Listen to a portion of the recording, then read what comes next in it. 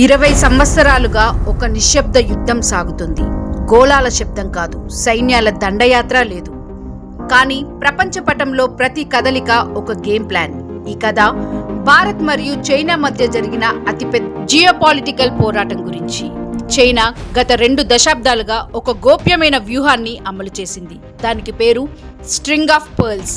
ఈ వ్యూహం ప్రకారం భారత్ను చుట్టుముట్టేలా సముద్ర తీర ప్రాంతాల్లో పోర్టులు, సైనిక స్థావరాలు నిర్మించడం, పాకిస్తాన్లో గ్వాదర్ పోర్ట్, శ్రీలంకలో హాంబంటోటా పోర్ట్, బంగ్లాదేశ్లో చిట్టగాంగ్ పోర్ట్, మయన్మార్లో డిజిబౌట్లో స్థానిక స్థావరం.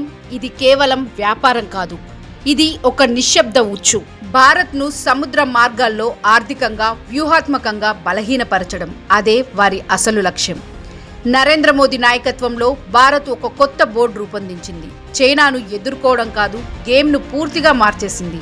Quadrilateral security dialogue QUAD Bharat, America, Japan, Australia కలిసి రూపొందించిన వ్యూహాత్మక కూటమి. ఇది సైనిక ఒప్పందం కాదు, కానీ ఇండో పసిఫిక్ చైనా ప్రభావాన్ని సమతుల్యం చేసే శక్తి. ఇది ఒక స్పష్టమైన సందేశం, భారత్ ఒంటరిగా లేదు అని చెప్పడానికి.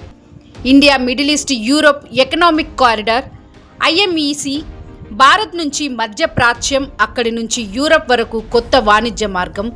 ఇది చైనా యొక్క బెల్ట్ అండ్ రోడ్ ప్రాజెక్టుకు ప్రత్యామ్నాయం.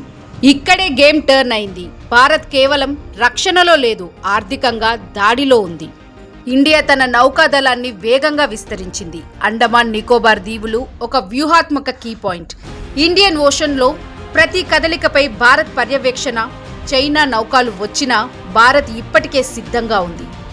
లేటెస్ట్ న్యూస్ అప్డేట్స్ కోసం డిస్క్రిప్షన్లో ఉన్న న్యూస్ ఆన్ ఫేస్ వాట్సాప్ ఛానల్ని ఫాలో అవ్వండి.